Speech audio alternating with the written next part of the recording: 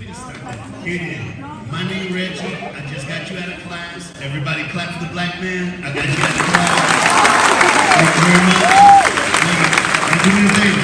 Look at the person beside you, stare him in the eye, and say this 3 times. Look at him and say, all right, all right, all right. Turn to the person on the other side. We do it again. Say, all right, all right, all right. All right, let's find out who's here. Senior. Anybody seniors? Any seniors in this room? All right, what up, seniors? Juniors. Who's a junior? Sophomores. Sophomores. All right, cool. Now look, some of you are wondering, bro, what's wrong? Oh, freshman, you don't count. Shut up. All right, no. Okay, I'm joking. Ooh, look, he mad. Don't be mad, man. It's all right. I was a freshman twice. Shut up. It's like, it was cool. So here's your deal. Don't let me down, freshman. 2 years of my life. You ready? Freshman, where you at? I like one kid's like, here's how all this happened. A long, long time ago, they had me go, like, a friend of mine, he became a teacher, and he said, you gotta come speak at my school. And I said, aight. So he said, he could come speak at my school. So when I got there, I went to the office to sign in. You know what I'm saying? You gotta go to the office. When I walked in the office, how many of y'all know that there's like grown people behind the desk in the office, right? Not this school. They had a 7th grader. Look at me. He the angriest little brother I've ever seen in my entire life. I walked in the office, and he's like, who are you? I said, bro, why are you so angry? He said, what's your name? I said, you're an angry little elf. That's what you are. I said, are you the speaker? I said, yeah, I'm the speaker. He said, I got a question. I said, what's your question? He said, what the meaning of life? I went, what? He goes, what the meaning of life? So I told him. So Alcoa High, I'm going to give you the meaning of life right now. There are 2 things you must always remember in life. Number 1, always remember this. Boys and girls are different. There it is. I got one freshman going, mama said we all the same. Boy, your mama wrong. All right? There are 4 ways boys and girls are different. I'm going to give all 4 of them to you right now. If I'm right, clap for me. If I'm wrong, don't boo me. If you boo me, I'll come over there and sit on you and your mama never see you again. No, bro, it'll be an eclipse. Everything go dark. All you hear is like, you gone. Next thing you see is Jesus, Buddha, or Muhammad saying, come on now, all right? So here we go. Boys and girls are different. Hey, look, little brother right there. You're going to laugh. I'm the funniest black man you're going to hear in this school all year, okay? So I'm going to get you. I'm watching you, too. I'm going to get you. When I get you, I'm going to clap for myself. He's like, he ain't going to leave me. I'm angry. All right. Number 1, boys and girls are different. Clap if I'm right, don't boo if I'm wrong. Here we go. If one girl got to go to the bathroom, 2 girls get to go with her. Clap your hands. You know why I'm right? You ain't never seen a brother jump up in math class and go, ooh, I gotta go. Hey, Steve, let's go pee-pee. Number 2, boys and girls are different. Anybody ever notice? Women sneeze pretty. Women are like, ew.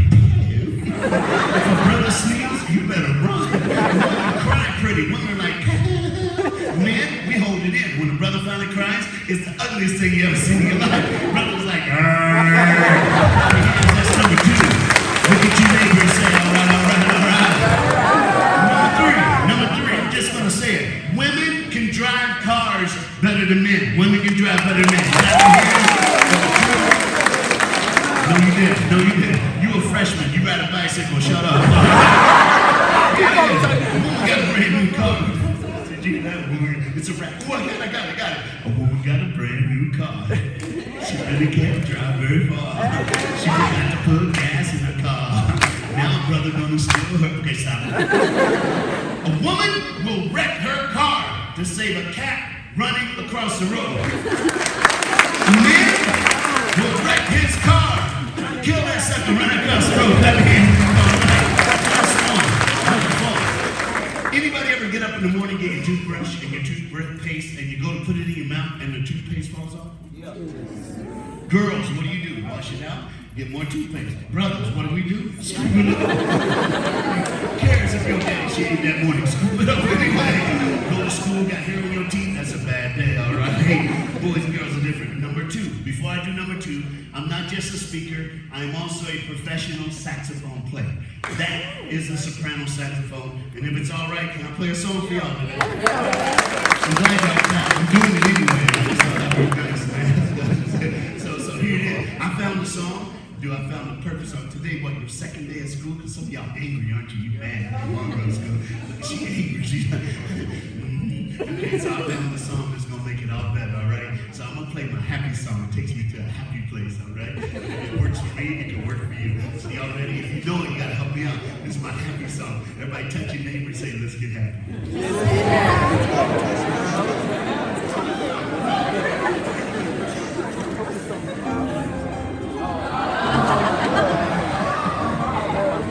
Somebody just wave your hand like this in the air, yeah, like you really do care.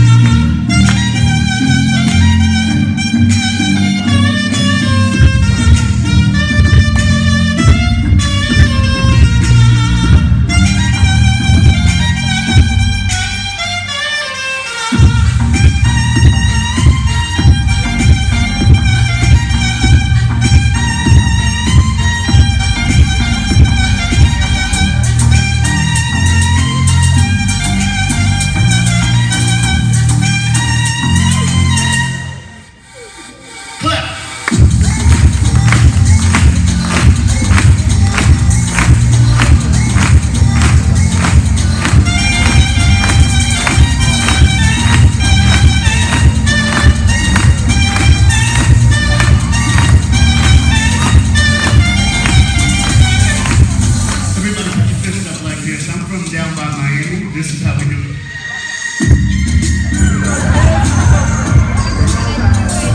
Come on, black people, help the white people out. Here we go.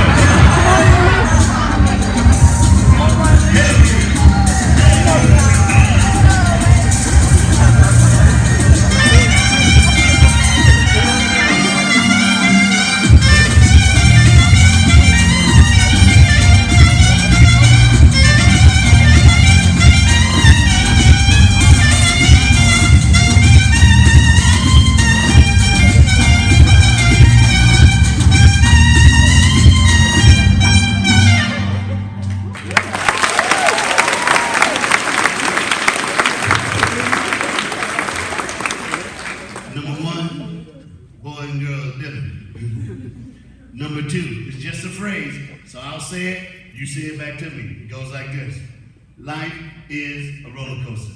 Everybody say that? Life is a roller coaster. love roller coasters, y'all. They go so fast, makes my fat go backwards. I'm skinny again. It's not a joke. Y'all don't understand. Like 10 years ago, I rode the fastest roller coaster in the world, 120 miles an hour. It went so fast, I went blind. My cheeks flew over my head. I couldn't see nothing. The whole ride, though, I kept hearing this noise. It was like in my ear. I could do it for you. It was like, I'm like, what is that? Halfway through the ride, I realized what it was. Not good, bro, not good. We were going so fast, my fat was flying backwards so fast, my fat was suffocating the girl sitting behind me. In reality, the girl was yelling, help! My fat hit her in the face and came out. When I was your age, 9th grade, my friends taught me to get on a roller coaster went upside down. Reggie don't belong upside down. I go upside down, people get hurt, you know what I'm saying? But all my friends like, Reggie. So I'm like, all right, let's do this. The ride broke. Oh, y'all, we went down the hill, around the curve, halfway through the loop, brakes grabbed. We stopped upside down. I'm hanging upside down. Do you see the words coming out of my mouth? Upside down. All my fat was rolling toward my head. I'm trying to push it down. I can hear it on the news. Fat man died on roller coaster. Then it got worse. The girl in front of me, she threw up and the wind was blowing in my direction. I can't duck, and if I could duck, my belly button would give me a hickey on my forehead. Some of y'all going, what's that got to do with life? Everything. Some days you're on top of the hill and everything's great. Some days you're going downhill so fast you want to quit. Listen, my brother, never get off the ride of life because they'll fix the ride. The only question is, my sister, is will you be on the ride when they fix it? So the phrase of the day is never give up. Touch your neighbor and say, never give up. Never give up. Look at that neighbor and say, all right, all right, all right. Y'all good? Am I doing all right? Y'all happy? You cool? I'm a little jet lagged, but I'm happy. I'm good, I'm good, I'm good. Now here's the deal. The deal of the matter is this, before I do my next song, let me explain to you why I get to do what I do. Your principal was right when she said, I speak every year in America. I speak to 1.5 million public school students face to face every year. I did just get back from Africa, and it was fun. It was fun. We did over 300,000 people in about a week and a half, 2 weeks, and it's kind of cool.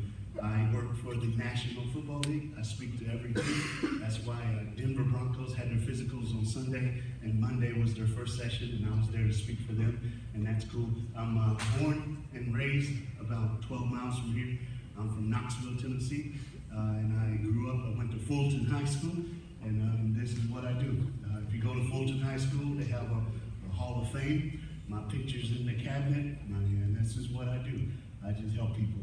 Now, when I was in high school, I had a little different attitude, a little different way of doing stuff, and that's why they have me speaking schools all around the world. So I'm just here to tell you my story. Here's the problem. Everybody, look, let me tell you who my speech is for today. You know what I'm here for? I'm here for the rich kid, the poor kid, the good kid, the bad kid. I'm here for the in kid and the out kid, the gay kid, the straight kid. I'm here today for the red, yellow, blue, black, purple, green, white kid, and if you're green, you need a doctor kid. I'm here for all of them. Because everybody needs to know that you have a place, that there's a purpose for every breath. You just got to realize that. And the sooner you realize it, the better you'll be in life. Cool? All right. Anybody like rap music? Yeah. Woo-hoo! Dude, I'm just doing this because I got on the plane. I got on the plane the other day, and this song, when they played it on the plane, I'm like, no way, I've never heard this on the plane before. And I thought, I'll just do it. So I literally got up this morning and put it on my playlist. And so I'm going to do it. Okay, now look, y'all got to do the rap part, okay? See, some of y'all trying to act cool. Y'all got to go. You got to do the rap part. You might as well let it go. And just let it go. Just do the rap part. I'll play the verses. Y'all do the rap part. It'll be all right.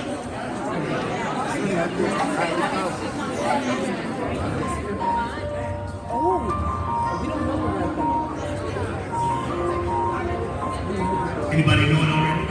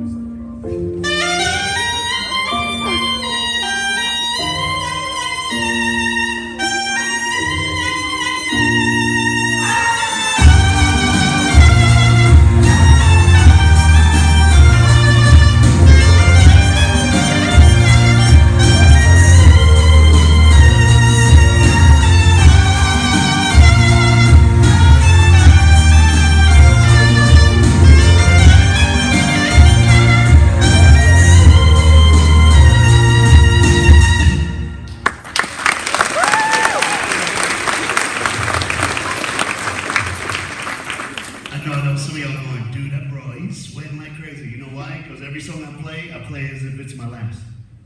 Every speech I do as if it's my last. There are speeches lined up from now to 2020 for me. But if I drop dead on your platform, I tore that song up right there. That's what it is. But there's something you need to understand. When a guy like me comes and speaks, you know there's something. Everybody has something. Everybody wears a mask. And the closer I get to Knoxville, Tennessee, the closer I get from my past and my future colliding. And to be honest with you, my job is to simply tell you where I'm from. But I'm going to say a statement now so that you won't feel sorry for me. Don't feel sorry for me. My past is my history. My future is my destiny. There's a reason why the rearview mirror in a car is so much smaller than the front windshield. If you drive your car looking back all the time, you're going to wreck. But everybody in this room, every now and then you need to look back to see how far you've come. But you know what you got to do, my brother? Keep your foot on the gas. There's more places to go, people to meet, and things to see. So all I'm doing right now is looking in my rearview mirror so that you can understand. But I don't want your pity. Don't need pity. I'm a grown man. I don't need nothing. Knoxville, Tennessee. My elementary school was called Fair Garden Elementary in East Knoxville. The day came that I didn't even see coming. I was 8 years old. They had this thing called parent-teacher conference. Y'all still do that? Yes. They need to ban that. I hate parents. Clap your hands if you hate parents. I'd like to thank the 4 teachers who clapped too right there. I appreciate that. My mom and dad were at the top of the list. They were the first parents to meet the teacher. After the meeting, walked outside. All my friends are with their parents. I noticed something. All my friends' parents are young, but my parents are like old. So in the car going home, I asked, because I was taught, if you got a question, ask. So I'm in the back seat, they in the front seat. We're going home. I yelled to the front seat, hey, why y'all old? Don't ever do that, all right? When we got home, my dad said we got to talk. So they put me at the kitchen table to have a talk. Anybody ever been to the kitchen table with your parents? If you haven't, don't go. Look, here's the rule. If you don't smell food, run, girl. When we sit down, my dad started. Now, my dad, he big, boy. You got to get a picture of my dad. Anybody ever seen that cleaning solution bottle, Mr. Clean? Paint that brother black, you got my daddy right there. He had a deep voice. I was 9, he told me about drugs. I ain't never done a drug. This is not a drug speech today. Because of my dad looked at me, he was like, never do drugs. I'm like, no. Like, if the drugs don't kill you, I will. I'm like, okay. It scared me so bad, I drank NyQuil, get a hangover, all right? I got close one Halloween, I ate 3 pounds of M&M's, tripped me out. M&M people popping up all over. Then I grew up in school, it was like a rainbow. I'm just saying. No. So, my dad, he's like, son, there's a plan for your life. I'm like, yes, sir. My mom looked at me and said my favorite word. My mom said, baby, I like that. I know, y'all gonna laugh at me, but I'll be honest, when I was little, I thought my mom was magic. Every time she said baby, I knew it was gonna be all right. I hope you got somebody like that. My mom, she said, baby, I'm sorry. And she started crying. Hey, anybody ever have something happen in your past you wish you could change, but you can't? Anybody ever have something you wish you could forget, but you can't? This will be mine. My mama cried so hard, my dad moved chairs, held my mom. After 10 minutes, my dad goes, tell him. My mom looked up and she goes, baby, I promise you, I'll always be here for you. She lied. It wasn't her fault. She didn't know she would die. It was cancer. I understand. Everybody's really done. That night, my mom said, I'm so sorry. And my dad goes, tell him. And she looked up and said, baby, I'm sorry, I'm old because I'm not your mom. And my dad whispered, I'm not your father. I grew up in a program called foster care my entire life. That's cool, because they took care of me. What's not cool is why I was in foster care. She said, baby, I'm sorry, but you have a brother. His name is Keith. You have 2 sisters, Anna and Jeanette. Your mom, her husband left her. She slept with a man for $20 to get food for your brother and sisters, and she got pregnant. She gave birth to you, but she said you shouldn't have never been. She said you were a mistake, so she gave you away.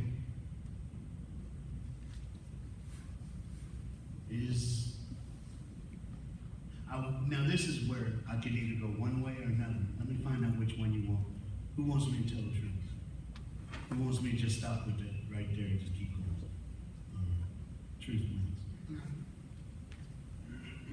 Bruh, it messed with my head.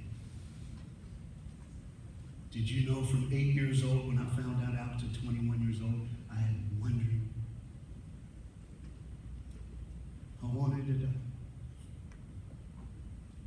Every day. Just 12 miles from here. I know it's a long way from speaking to the Denver Broncos. I'll tell you how I ended up there. But you need to understand today, everybody hurts. I look around the room and I see a lady in the back corner using sign language to speak to someone so that they can hear what I'm saying. Those kids are heroes to me. I wonder what it would be like to go to a school where everybody can hear but you, or where everyone can walk but you. Everyone can speak but you. So that whoever that teacher is signing to, I'm glad you came to school today. I know it's quiet. It always does this. Why do I do this? Everybody gets all quiet, stares at the floor. Hey, the story anymore. I said from 8 to 21 I wanted to die. I'm not 21. I'm 53. And I look good. You know why? Black don't crack. Hey, what's yours? What kept you up last night? What's yours? Okay, look, touch your neighbor right now and say, he ain't lying. Last time. How long have you been? You didn't even tell me.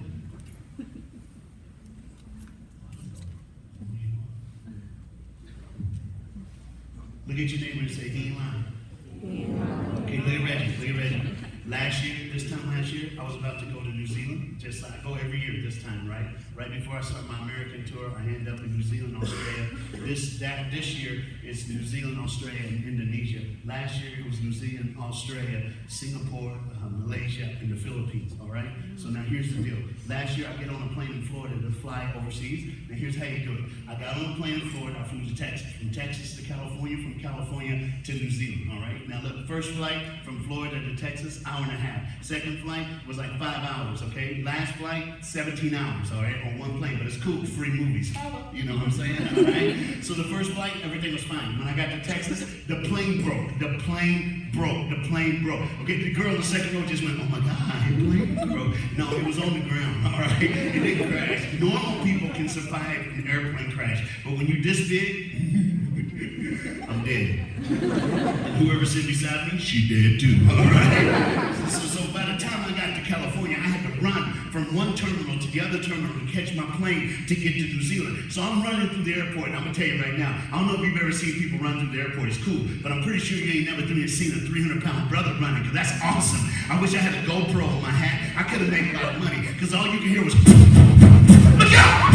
People were grabbing their purses, grabbing their children. Some dude yelled, ISIS is coming. I didn't know what he was trying to say. By the time, I made him laugh. All right, by the time I got to Air New Zealand ticket counter, I was tired, so I'm like, and the guy goes, you all right? I'm like, he goes, are you going to New Zealand? I'm like, he said, the plane's gone. I went, what? You left me? He goes, what's your name? I said, Reggie. He said, what's your last name? I said, Dabs. He said, you knew I had to do that one time, all right? He said, oh, Mr. Dabs, it's okay. I got a note right here. We called ahead to New Zealand. They know you're a day late. Tomorrow we'll put you on the flight. Matter of fact, look out that window. See that black limousine? It's yours. It's going to take you to the hotel, bring you back tomorrow, we'll fly you to New Zealand. And I said, that's for me? He says, yeah, that limousine. He'll take you everywhere and bring you back tomorrow. Everything's cool. I said, a limousine for me. Limousine, all right.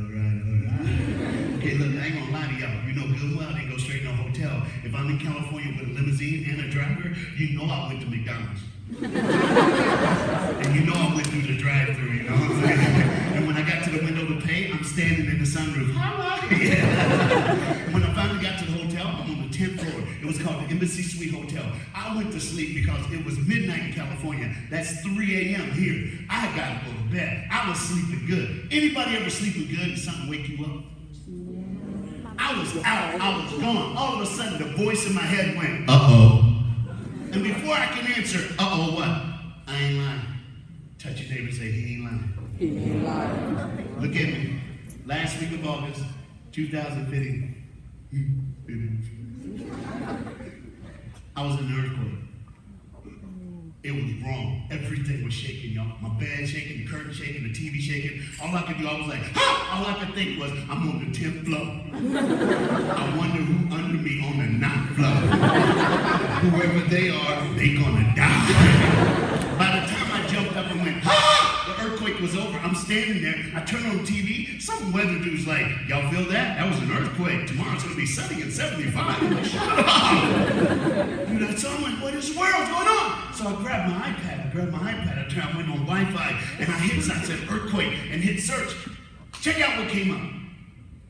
On the last week of August 2015, if you put earthquake in your search, the first thing that would come up said this: Armenia, formerly a part of the Soviet Union, December 7, 1988. Earthquake, 6.8 on the Richter scale. Thousands dead, thousands injured. Father loved son. So I read again. Armenia, former part of the Soviet Union, December 7, 1988. Earthquake, 6.8 on the Richter scale. Thousands dead, thousands injured. Father loved son. What does that got to do with anything? Father loves son. Now, if you know iPads, if you touch any part of that search, it'll take you there. So I touched Father loves son. Y'all ain't gonna believe where my iPad took me. It went like this. On December 7, 1988, a dad opened his son's bedroom door. When he peeked in, his son was sound asleep, and the dad did something a little strange. He fell on all fours and he crawled across the bedroom floor. When he got by his son's bed, he peeked over the edge and he whispered the same phrase over and over again. But every time he said it, he got a little louder. The dad said this.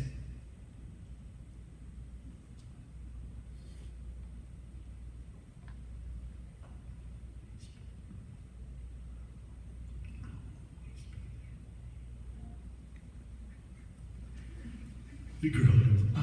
I'll always be there for you. And he got louder. Then he got weird. I'll always be there. Okay, I'm just joking. I've always wanted to do that. I hate scary movies. Anybody who's ever seen a scary movie ever in your life? Now clap if I'm right. Black people die first. And if you're Asian, you're next. I'm just saying. So today, if you're Asian and we're in a scary movie, get behind me because it's going to take a monster a long time to chew this up and get away. All right? I'm just saying. I'll sacrifice. I'm just saying. By the time the dad got to, I'll always be there for you, the little boy was laughing his head off. The dad scooped him up, got him shower dressed, fed him breakfast, and walked him to the school at the end of the street. Every day the dad did that. The first time the dad told his son, I'll always be there for you, was 2 years earlier.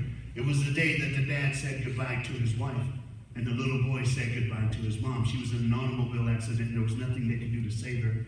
That day, the dad quit his job. He got a job where he didn't have to go to work until after his son was at school, and he got out of work before his son got out of school.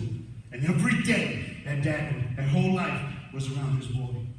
But on December 7, 1988, he didn't see it coming. When they walked to the school had a school gate. There were 8 steps leading to the school. The dad got on his knees like he did every day and said, I'll always be here for you. Watched his son run up the steps, and he went to work. He never got to work when the earthquake hit.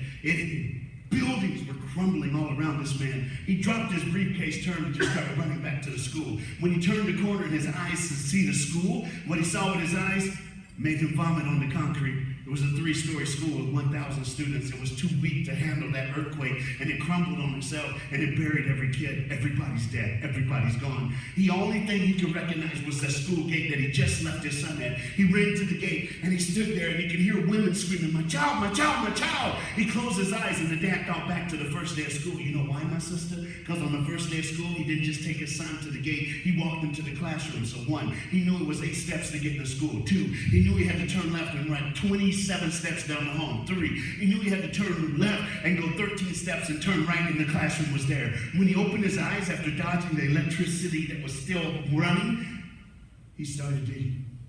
This is crazy. I looked it up 4 different places to make sure I was right. Check out what this dad did. He dug for 2, 5, 9, 12, 15 hours. At 15 hours, he couldn't feel his hands anymore. So he looked down. Because of the sharp rocks and glass, his hands were bleeding. So he took his shirt off and wrapped them in his hands and kept digging. 15 hours became 19, 20, 24. At 26 hours, he was hallucinating, hearing and seeing stuff that wasn't even there. At 29 hours, he almost stopped. At 32 hours, he wanted to give up. At 35 hours, he thought his son was dead. At 39 hours, there was a piece of concrete he couldn't move. So he found a piece of iron, shoved it in between the crack of that concrete. Somehow he moved it and it was a hole. He laid on his stomach 39 hours after started digging, and he yelled in an empty hole, "Son!" He thought he heard something, so he did it again. "Son!" The third time he said, "Son!" The voice was right there, and it was his son going, "Dad! I told him you'd come. I told him you'd come." The dad put his hand in the hole and said, "Grab my hand, son." He goes, "I can't." He goes, "Are you stopped?" "No." "Can you see me?" He goes, "Yes." He goes, "What's wrong?" He goes, "Dad, you got to take my friends first." And right then he felt a hand, and he pulled a kid out, and another. 23 times his dad reached in that hole, and every time a kid grabbed his hand, the 23rd time it was his son. And when he pulled his son out, he just held him and cried and cried and cried. All of a sudden, I'm sitting on the edge of my bed at the Embassy Suite Hotel in California, and I look down, and my screen has water. I'm like, ooh, the sprinkler system broke. Then I realized I'm the sprinkler. And then if you ever listen, like be still and listen, there was a question in my head. Do you know what I asked myself?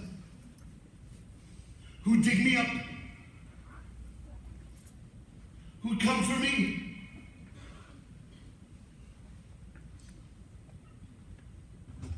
Who would love me that much? I know I'm a stranger. I know I don't belong at your school. I know I just do this, but Time Magazine a long time ago did an article and said I was the father to the fatherless. And I understand that. I grew up in foster care. I already told you that. I was a mistake. I'm $20. I guarantee I'm worth more than $20. You know why? Because here's what I know. I know this for sure, that somebody is moving rocks right now. Moving rocks, moving rocks. You got Dr. Stone. She's like moving rocks. She brought me here. You know what I am? I'm the biggest, blackest Hallmark greeting card you've ever seen in your life. And all I'm telling you today is hold on. No matter what your name is, hold on.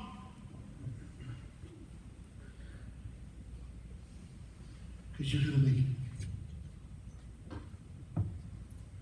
You're going to make it. I got enough time for one last song. Y'all quiet. I'm sorry. I must have. Did I go too long, too long? Is that too much? No? Hey, look at me. I don't care what color you are. I refuse to go back to the 60s. Is anybody with me on that? No more hate. Come on, what's up with all that? It's got to stop. But you know what I found out? Love's going to win. Love's going to win. So I got one last song. Alcove High School. No matter what you're going through today, I just want you to know. Hope, love, one call away. You know this. You gotta sing it near the end, all right?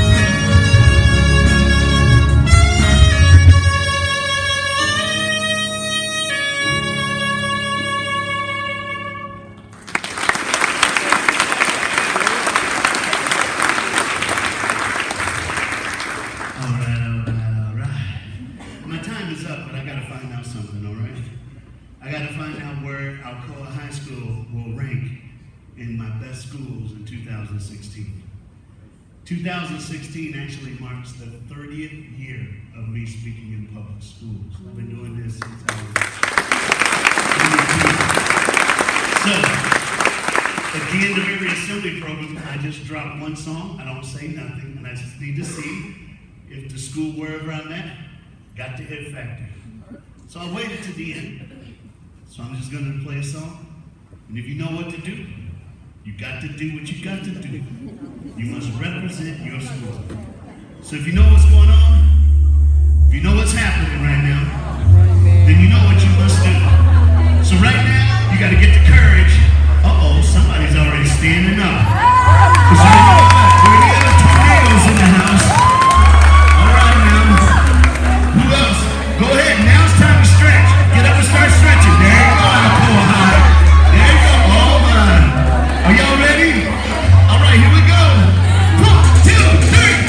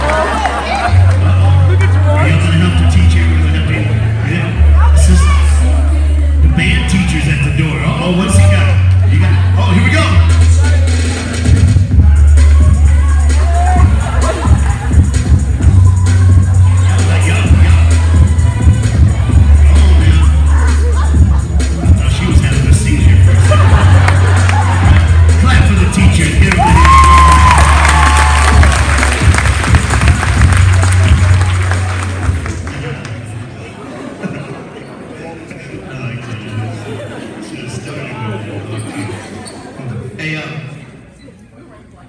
Number one, never give up. Number two, if you need help, you got people here who care about you. Only reason I'm here is because of your principal. And I'm going to tell you right now, of all the principals I know, she's the best. And if you need help, she's good. She's good. But she can only help the people that ask. So you gotta have enough courage to go to this girl. That girl snorted.